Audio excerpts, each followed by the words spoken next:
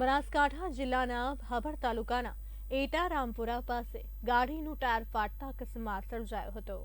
બનાસકાંઠા જિલ્લાના અકસ્માતોની વણથંભી વણઝાર વચ્ચે આજે માળી સમાજના લોકો ભાભરથી વાવના ગંભીરપુરા ગામે જઈ રહ્યા હતા ત્યારે એટારામપુરા પાસે અચાનક ગાડીનું ટાયર ફાટતા અંદર સવાર 9 થી 10 વ્યક્તિઓને નાની મોટી ઇજાઓ પહોંચતા તાત્કાલિક ભાભર સામૂહિક આરોગ્ય કેન્દ્રમાં સારવાર અર્થે ખસેડવામાં આવ્યા હતા।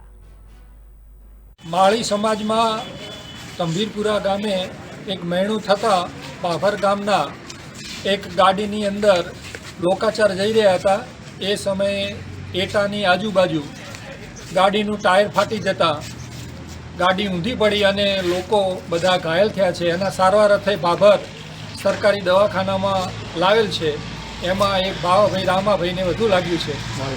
માળી સમાજના ભાવાભાઈ રામાભાઈને થોડું વધારે લાગ્યું છે। 3 જણને પાટણ રિફર કર્યા છે।